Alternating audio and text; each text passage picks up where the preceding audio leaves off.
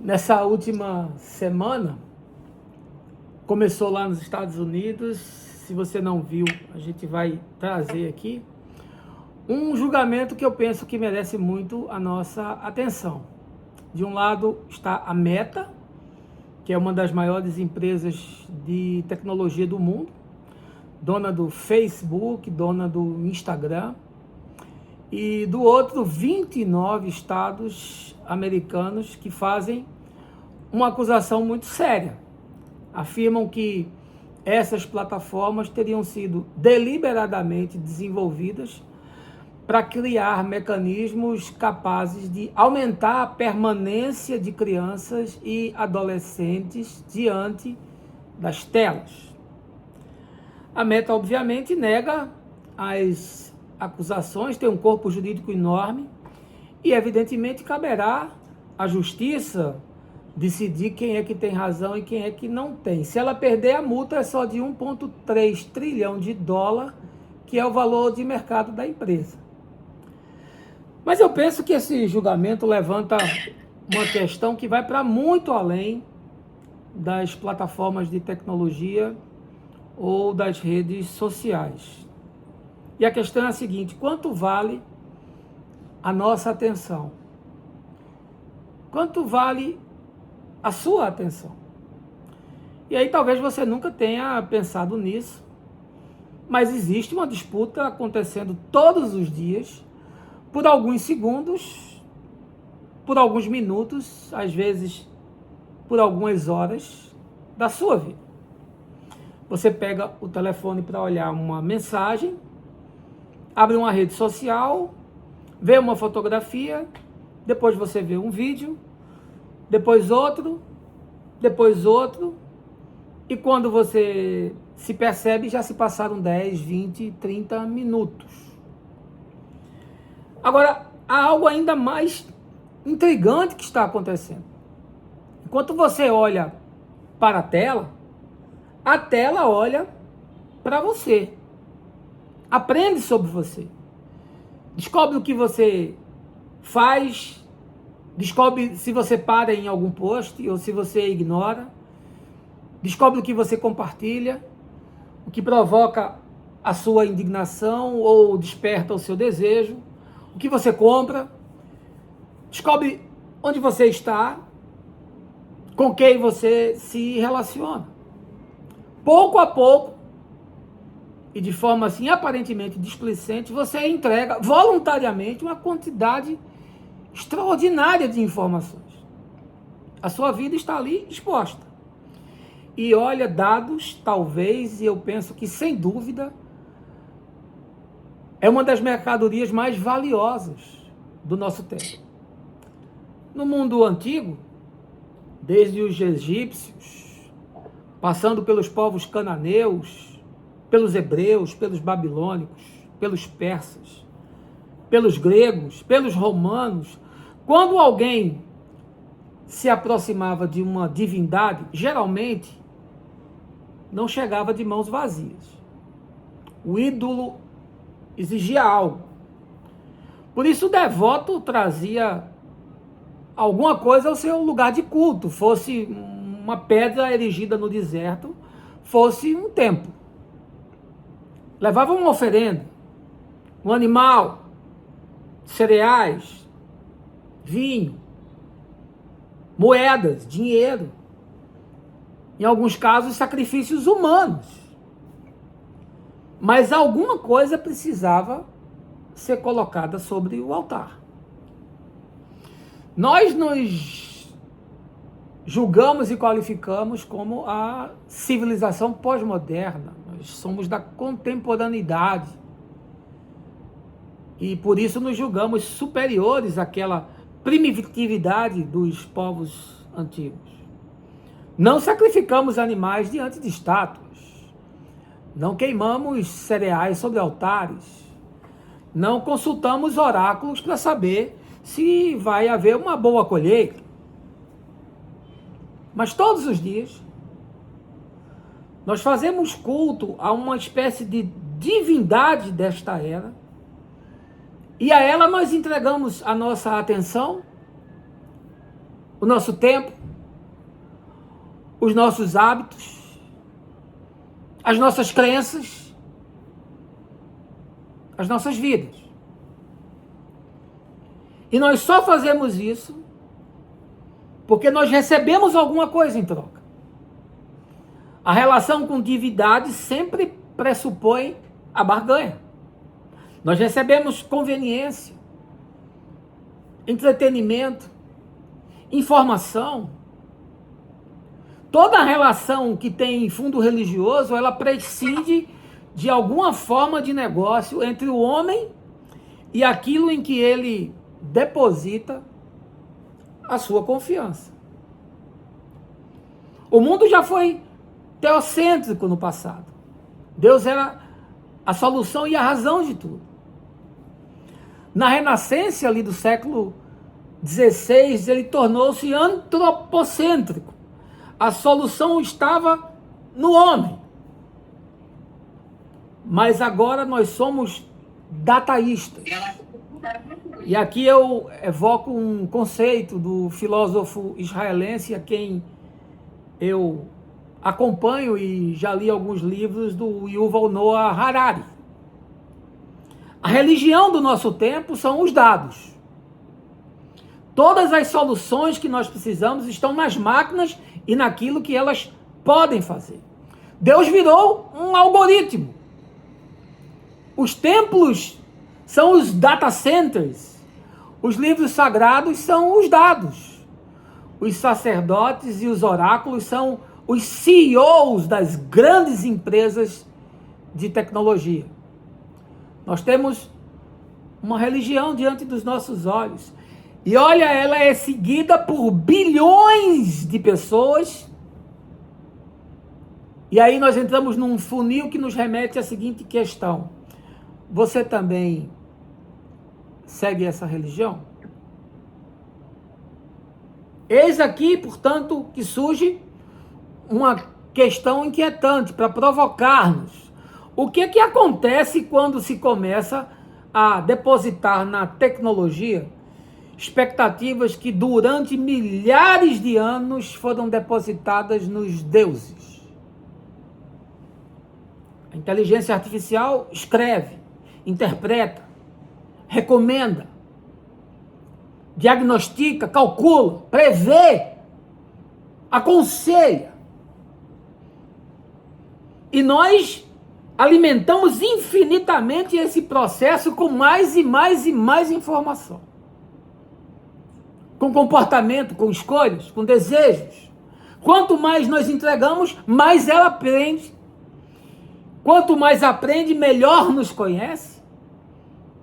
Quanto melhor nos conhece, mais útil se torna. E quanto mais útil se torna, mais difícil será viver sem ela.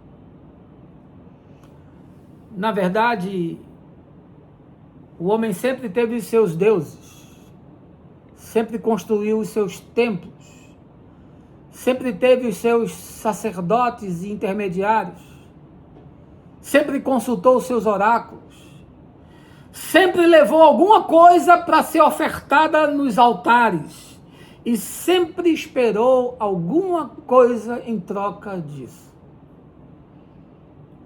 Erroneamente a gente imagina que por nós sermos modernos, nós deixamos tudo isso para trás. Será mesmo? Ou apenas nós mudamos os nomes? Será que a nossa sociedade deixou de possuir deuses? Ou os deuses apenas deixaram de habitar nos templos?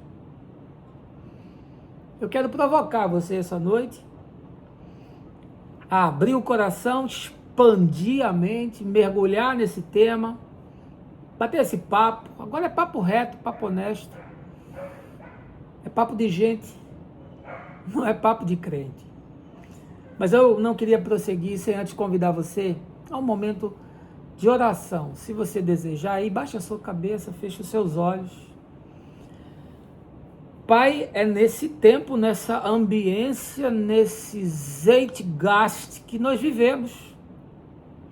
nesse conflito, nessa inquietação, nessa agonia, nessa angústia de estarmos cercados por tanta tecnologia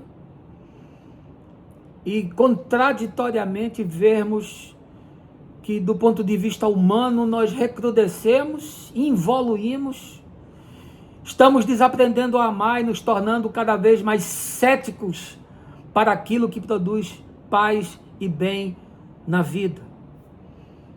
E é num tempo como esse que nós precisamos ouvir a tua voz, discernir a tua palavra, para fazer uma leitura daquilo que nos cerca e de como nós devemos viver e encarar os desafios dessa era.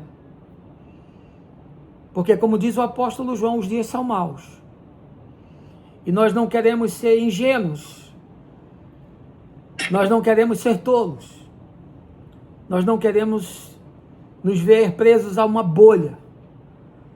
Nós queremos caminhar contigo e ouvir a tua voz. Dá-nos, portanto, essa noite, nesse papo gostoso, a clareza e o discernimento do teu Espírito como revelação na nossa vida, como luz para os nossos caminhos. No nome de Jesus. Amém. Eu queria propor a você aí uma leitura da segunda carta de Paulo aos Coríntios. Eu vou abrir aqui a minha Bíblia e eu vou fazer essa leitura na minha versão King James, segunda carta de Paulo aos Coríntios, no capítulo 4, a partir do verso 1. Diz o texto: portanto, tendo esse ministério pela misericórdia que nos foi outorgada, não desanimamos. Pelo contrário, rejeitamos os procedimentos secretos e vergonhosos.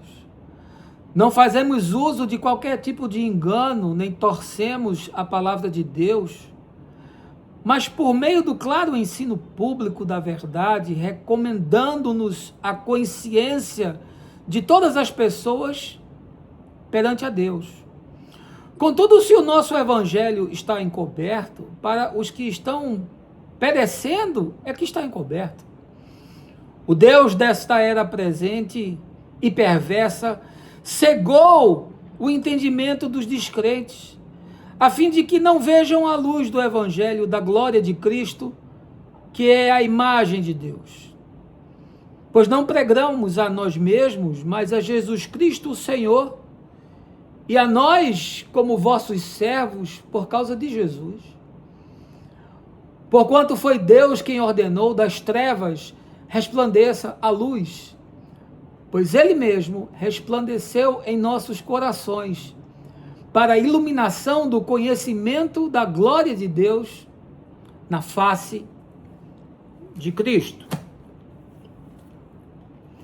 Segunda carta de Paulo aos Coríntios, escrita ali provavelmente, meados da década do ano 50 depois de Cristo, ali a metade do primeiro século, ou seja, alguns anos depois de Paulo ter chegado ali na Macedônia, local inclusive que os comentaristas bíblicos acreditam que foi onde essa carta de fato foi produzida.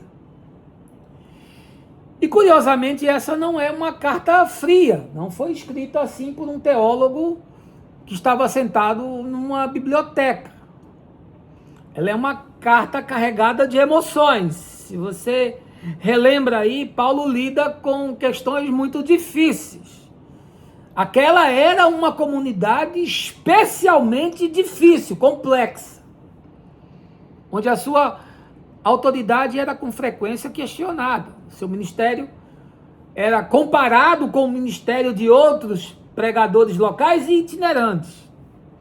Havia gente que não considerava Paulo suficientemente impressionante. Ou seja, Paulo não fazia campanha de chave ungida, Paulo não fazia culto do descarrego, Paulo não tinha assim um grande galpão em Corinto, ali na Acrópole, com um telão de LED, uma banda tocando louvor e a moçada chegando, e aí Paulo arrebentava, entrava lá, tinha uma iluminação em cima dele, e aí ele era o cara. E por ele não ser dado a exageros, a pirotecnias, a exacerbações, a fanatismos, ele era questionado. Porque tinha uma moçada que era especialista em criar sofismas e difundir verdades. E olha, eu nunca vi um povo para gostar tanto disso quanto crente. Agora vamos entrar nessa cena de Corinto. Vamos entender essa mobília que está nesse ambiente, porque Corinto era uma cidade extraordinária. Eu estive lá, eu visitei as ruínas da cidade, eu vi aquela Acrópole, eu vi os restos do templo de Apolo e eu fiquei ali no meio de pedras mortas, extasiado. Eu imagino que era aquilo nos dias de Paulo. Localizada estrategicamente entre importantes ali rotas comerciais, né? Era um lugar de passagem de mercadoria, de marinheiros, de comerciantes, de viajantes, mas muito mais do que isso, era um local de trânsito de ideias, de culturas, de religiões, de filosofias. Uma metrópole muito rica, cosmopolita, competitiva. E havia ali em Corinto uma coisa que nós conhecemos muito bem, que era assim uma necessidade de se parecer importante. A sociedade greco-romana era estruturada por honra e vergonha, por posição social e relações de patronagem. Importava, portanto, quem você conhecia. E importava mais ainda quem conhecia você. Sua posição importava. A sua capacidade de falar importava. A sua reputação importava. O fato de você ter projeção e visibilidade importava. E aí eu fico pensando que se existisse Instagram ali no primeiro século, Corinto ia ser um dos lugares onde tinha mais acesso. Mais gente conectada. Uma verdadeira, assim, economia da reputação. E olha, desgraçadamente, esse vírus entrou na igreja. E aí aquela moçada lá da igreja que se reunia em Corinto começou a reproduzir dentro da comunidade de fé esses critérios que eles tinham aprendido do lado de fora. Comparando líder com líder, disputando posição. Eu sei que vocês nunca viram essas coisas na comunidade de fé, mas lá em Corinto tinha. Valorizando eloquência, aqueles poderosos, aqueles pregadores que transformam pedra em pão, manifestações de poder, coisas esquisitas, tremelique, coisas que vocês nunca viram, eu sei disso, mas que existem. Eles valorizavam aquilo que impressionava. E num contexto como esse, de fato, Paulo tinha problema. E por que Paulo tinha problema? Porque Paulo não impressionava. E aí os seus adversários diziam que as cartas dele eram muito fortes, mas a presença pessoal dele era fraca. Que a sua palavra pessoalmente era desprezível. Além do fato da própria figura humana, a compleição física de Paulo era insignificante. Ele era um homem velho e era um homem doente. E ninguém quer ter um ícone desse, não é, como líder, como alguém que você segue. Você quer ter um influencer famoso, um cara bonito assim, musculoso, saradão, com uma feição assim que chama atenção. Ninguém queria ter Paulo como pai na fé.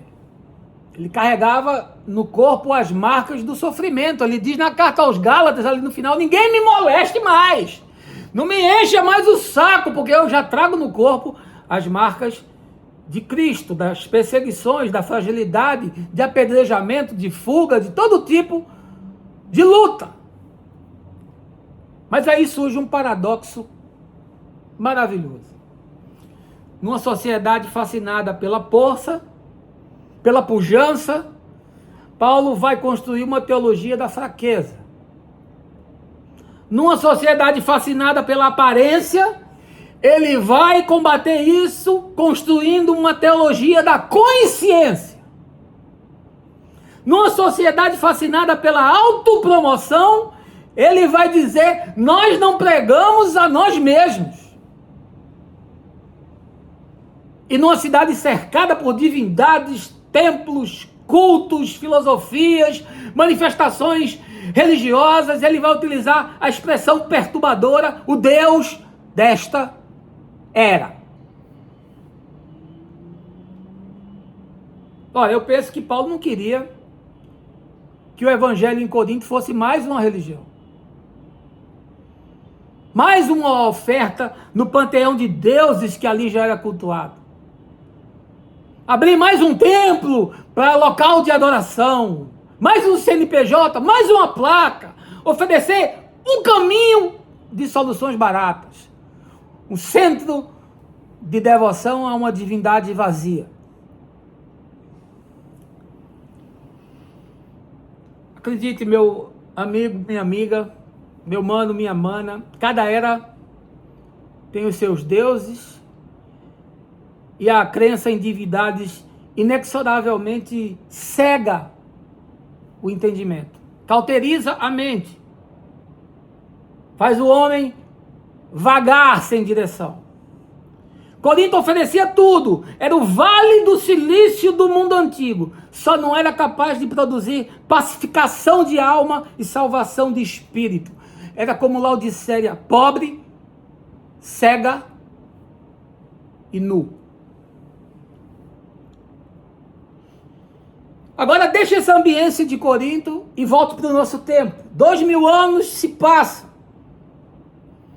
Nós estamos distante de Corinto esse tanto de tempo. Mudaram as cidades. Mudaram as tecnologias. Mudaram as formas de poder. Mas o coração humano não mudou. Corinto era uma sociedade disputando atenção, prestígio, influência, poder. Nós também somos. Eles viviam cercados por deuses, templos, sacerdotes, ofertas, promessas de uma vida melhor, e nós queremos essas mesmas coisas, sejam quais forem os deuses que nos possam oferecê-los. Na verdade, nós demos outros nomes às mesmas coisas. Hoje nós entregamos o nosso tempo, a nossa atenção, os nossos hábitos, os nossos dados aos deuses dessa era. E em troca nós esperamos informação, segurança, conforto, respostas, previsibilidade, prosperidade e talvez para muitos até a salvação. O problema não é mercadológico, nem é tecnológico, é espiritual. E Paulo nos oferece assim uma chave extraordinária para a gente compreender esse fenômeno. Ele fala de verdade e de engano. Ele fala de cegueira e de luz. Ele fala de deuses e de Cristo. De autopromoção e de serviço. E finalmente de algo que nenhuma tecnologia poderá ser capaz de produzir dentro de nós. Ele fala de revelação. E aí, diante desse texto, eu queria propor 4 coisas que eu penso que a gente precisa compreender sobre o Deus dessa era. E mais do que isso, sobre o Evangelho que nos permite enxergá-lo e discerni-lo. A primeira coisa que eu acredito que esse texto de Paulo nos ensina é que a verdade não precisa de atalhos. Veja lá no verso 2, a mensagem é expositiva. Pelo contrário, rejeitamos os procedimentos secretos e vergonhosos. Não fazemos uso de qualquer tipo de engano. nem torcemos a palavra de Deus, mas por meio do claro ensino público da verdade, recomendamos-nos a consciência de todas as pessoas perante Deus. Paulo não está defendendo uma mensagem que seja dele, uma filosofia, uma doutrina, uma placa, um nome. Ele está defendendo um modo verdadeiro de comunicar aquilo que ele aprendeu do Senhor. Não se pode anunciar a verdade utilizando-se da mentira. Qualquer semelhança com o que acontece nos nossos dias é mera coincidência. A verdade não precisa de atalhos, não precisa de subterfúgios, não precisa de embalagem, não precisa de infraestrutura, não precisa de pirotecnia, não precisa de reformas, não precisa de nada. A verdade só pode ser acessada quando a gente compreende o que Jesus quis dizer. Eu sou o caminho, a verdade e a vida. E ninguém vai conhecer o Pai se não for dessa forma. E ele diz, nós não torcemos a palavra. Mais contemporâneo do que isso, impossível, porque eu ouço os pregadores desse tempo e o que eles fazem é um escárnio com a verdade. O que eles fazem é uma excrescência com a hermenêutica e exegese bíblica honesta.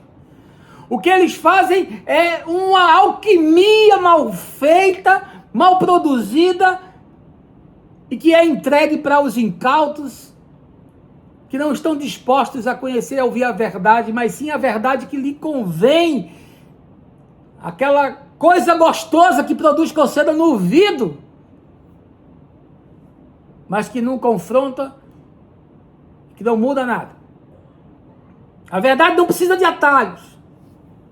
E aí Paulo introduz a consciência como esse lugar de verificação. A verdade não é imposta por uma manipulação, ela é exposta diante da consciência de todos. Ela não chega dizendo, eu sou o ungidão e vocês todos têm que me obedecer, porque eu sou a autoridade constituída e o que eu digo é a mediação do céu, eu sou o Moisés moderno, como eu vi outro dia um maluco desse falando aí, que era um grande profeta, tão grande quanto Moisés. Olha que coisa. Moisés deve ter caído do trono lá onde ele senta de gargalhar. Eu acho que nesse dia a moçada toda lá no céu deve ter chorado de rir. Paulo diz que a consciência é esse lugar de segurança e de verificação da verdade do evangelho que não precisa de atalho.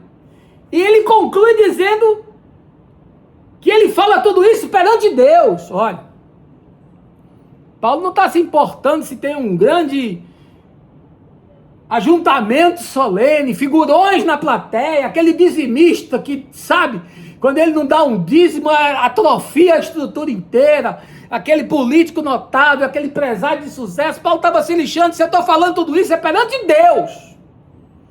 Doa quem doer, goste quem gostar. Se não gostar, não precisa vir na próxima semana, porque eu estou falando perante Deus. A verdade não precisa de atalhos. E aqui eu me lembro de João 18, né? Quando Jesus diz, todo aquele que é da verdade ouve a minha voz. Jesus não estava disposto a manipular ninguém para ter seguidor. Encontrava gente no caminho e dizia, olha, eu quero te seguir, mas vou enterrar meu pai, eu quero te seguir, mas eu tenho que cuidar aqui do negócio, eu quero te... Beleza, irmão, segue o jogo, segue o curso, não estou atrás de seguidores.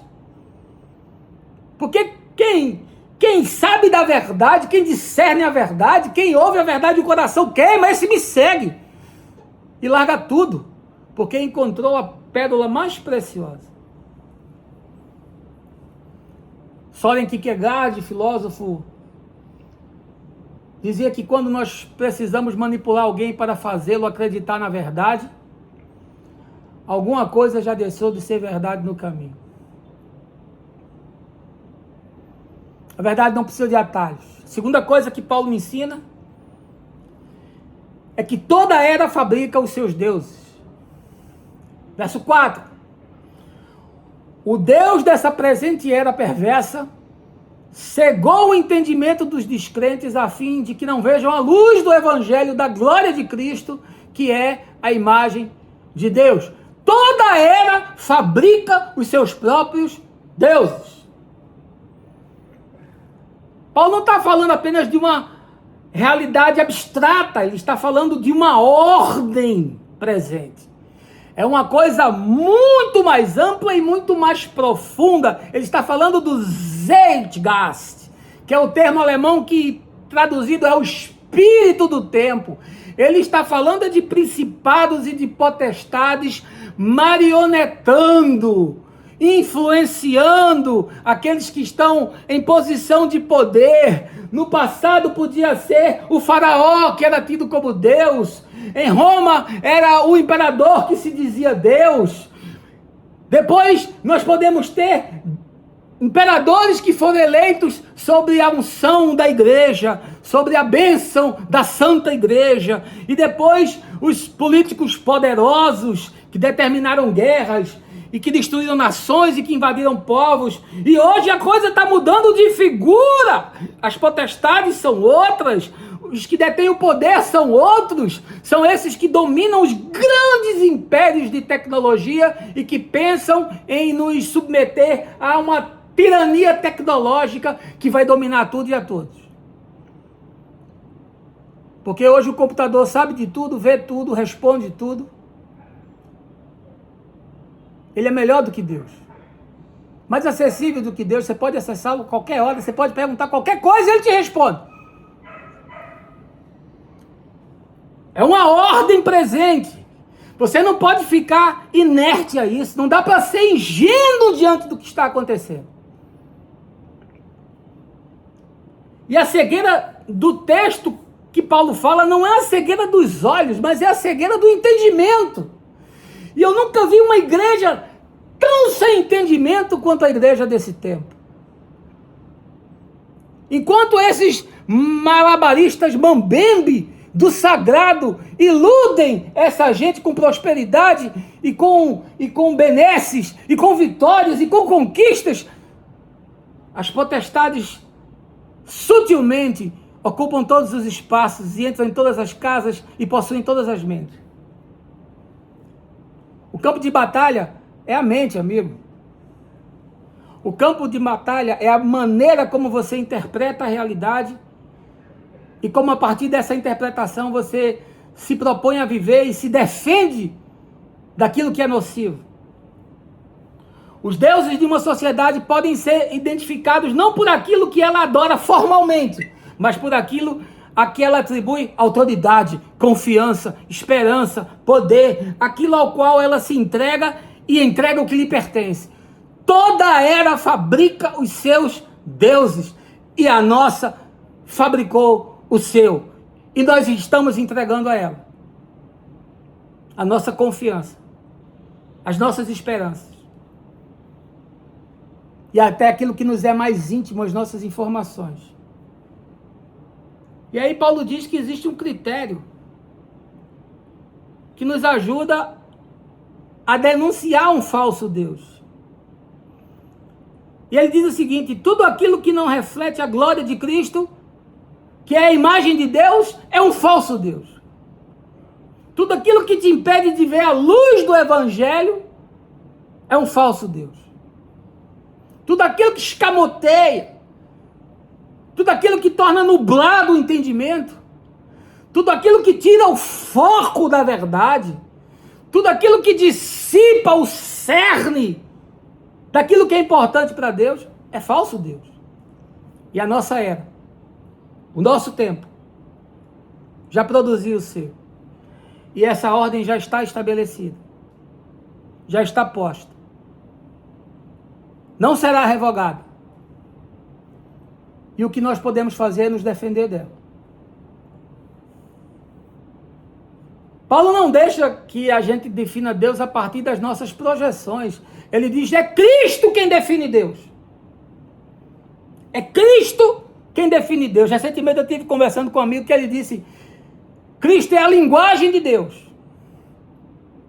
Já que esses computadores e supercomputadores, na grande maioria, são regidos por arquitetura de algoritmos baseados em linguagem. David Foster, que é um músico, produtor, compositor, arranjador canadense, ele disse assim: na vida cotidiana do mundo adulto, não existe realmente algo como ateísmo. Não existe não adorar.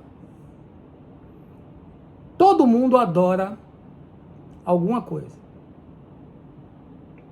E você adora o quê? Em terceiro lugar, Paulo me ensina que Cristo é a mensagem e que nós somos os servos. Veja aí o verso 5. Pois não pregamos a nós mesmos, mas a Jesus Cristo, o Senhor, e a nós mesmos como vossos servos por causa de Jesus. Olha que coisa absurda. Nós estamos vendo um tempo onde a liderança da igreja prega a si mesmo e os demais irmãos existem para os servir, os prover, os abençoar, se submeter a eles. Mas Paulo está dizendo que no evangelho a proposta é outra. Cristo é a mensagem. E ele está dizendo: nós somos os servos. E olha, aquela era uma sociedade ligada à riqueza, à posição, à honra, à eloquência, redes de influência. E Paulo chega lá dizendo: eu sou o servo. Ele diz: eu sou o menor de todos. Sou considerado lixo do mundo, escória de todos. Não pregamos a nós. Isso é devastador para a religião desse tempo. Porque não fica em pé nenhum dos que estão aí. E isso também confronta a lógica dos sacerdotes dessa era. Porque o evangelho não produz homens que concentram poder, mas pessoas que utilizam esse poder para servir. E o que nós estamos vendo aí são magnatas, são coronéis, são entidades se cercando de poder e de influência, inclusive agora política, para construir os seus impérios, as suas torres, as suas catedrais, as suas cercanias, os seus oligopólios espirituais. E aí Jesus fala em Marcos 10, sobre aqueles que são poderosos nas nações, né? Ele diz: olha,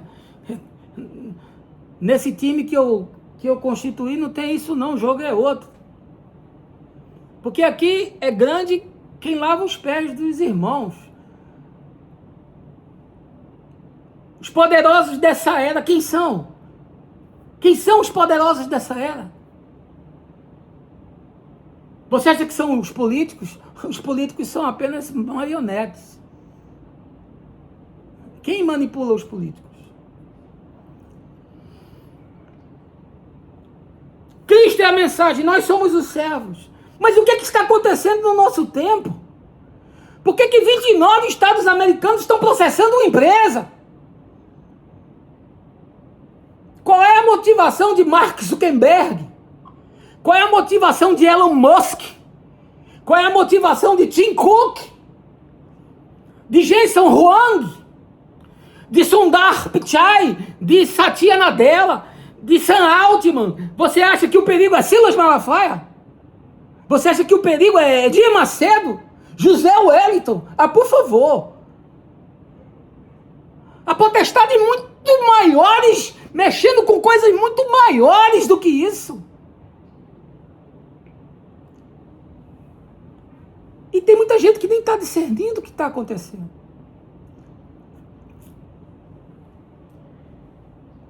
Dietrich Bonhoeffer, teólogo alemão que foi assassinado por Hitler, disse: não é Jesus que precisa caber na nossa ideia de Deus. É a nossa ideia de Deus que precisa caber em Jesus. Cristo é a mensagem, nós somos os servos. Mas o que essa era tem pregado? O que os novos sacerdotes têm nos dito? Qual é o Deus que estamos adorando?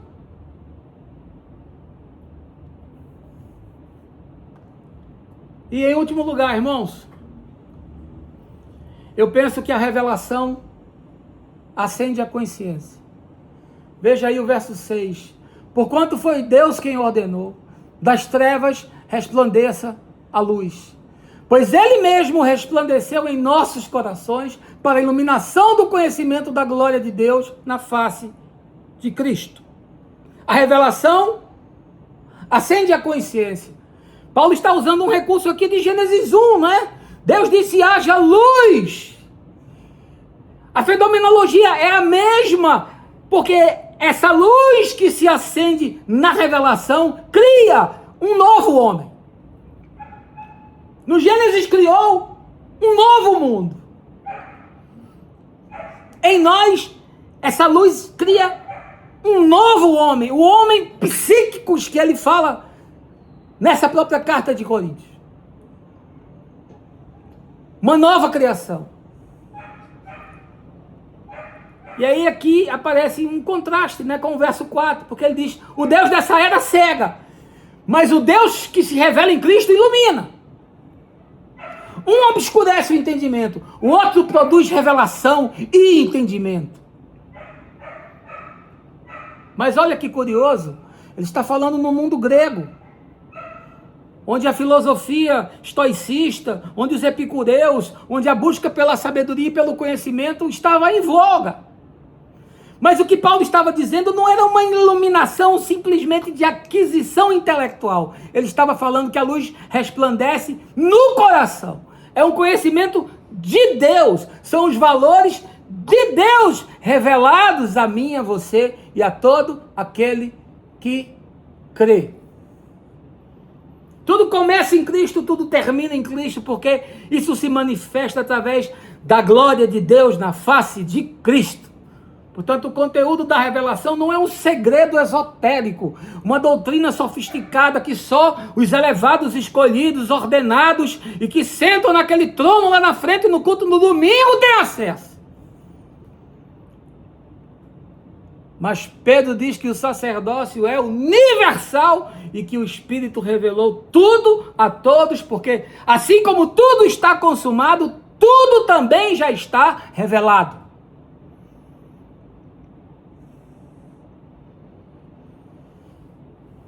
E eu fico me perguntando, por que a igreja está buscando luz de candeeiro? Por que a igreja está buscando luz de vela?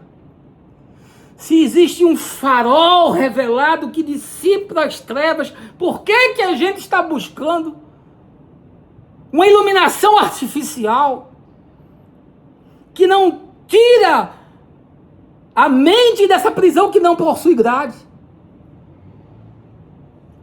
E porque estamos sucumbindo a essa era e ao Deus dessa era.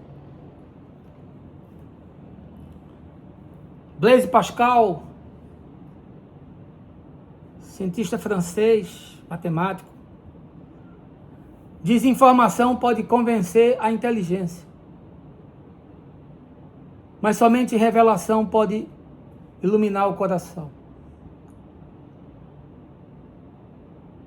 E o coração que sente Deus não sente pela razão. Por isso a justificação é pela fé, não é pela razão.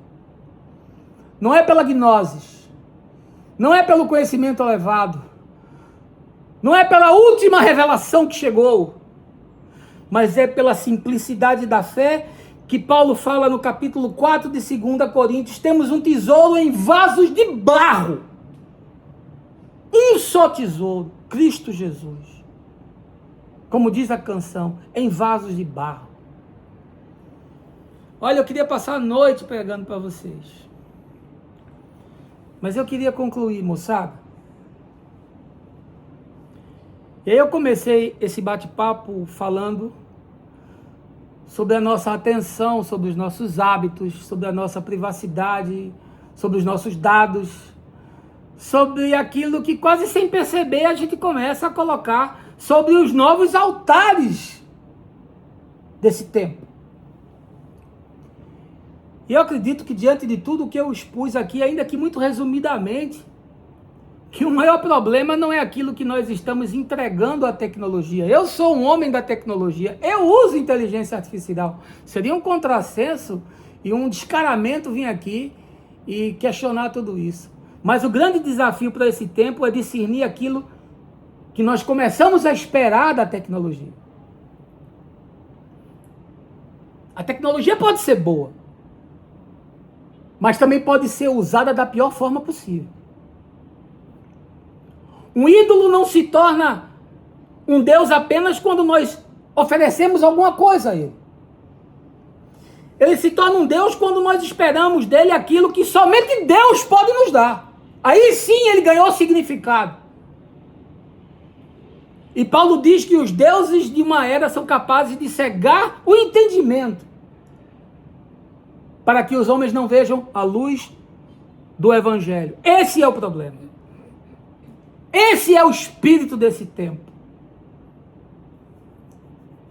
A gente pode enxergar tudo, mas não enxergar a Cristo. A gente pode ter acesso a mais informação do que qualquer outra geração humana jamais teve e continuar sem saber o que significa amar. Nós podemos ter a informação da religião cristã desse tempo e não discernir absolutamente nada, porque ela foi alquimizada e subvertida pelos magos encantadores de serpentes que pregam outro evangelho, diferente do que o Senhor nos deu. Nós podemos construir máquinas capazes de responder as nossas perguntas e continuar sem saber quais as perguntas que realmente importam. Podemos aumentar a nossa inteligência e permanecer em profunda ignorância e cegueira espiritual, que já é uma marca desta era. E sabe por que isso acontece? Porque a informação não é revelação. Não se conhece a Deus mediante Jesus Cristo, senão pela revelação do Espírito Santo. Há uma história antiga que ajuda a gente a compreender o que é que está acontecendo. Ajuda a explicar a fenomenologia desse tempo. Porque no passado, um dia os homens disseram: vamos construir uma cidade e uma torre cujo topo chegue até os céus. E disseram mais: façamos célebre o nosso nome. Você lembra disso? Lá no Gênesis, da Torre de Babel. A questão é que Babel nunca foi sobre uma torre. Babel não passa de um arquétipo junguiano.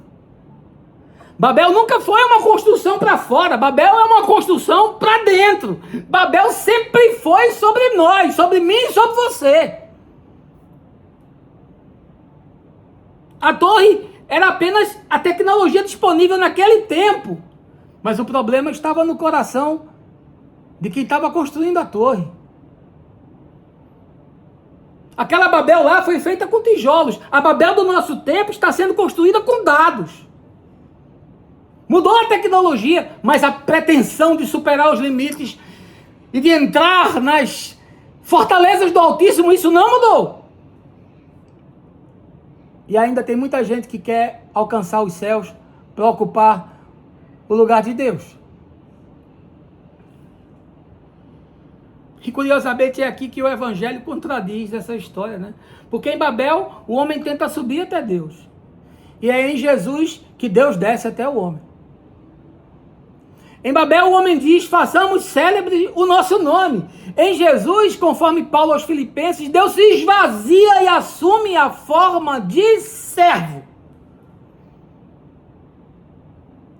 Nós estamos construindo máquinas inimaginavelmente inteligentes.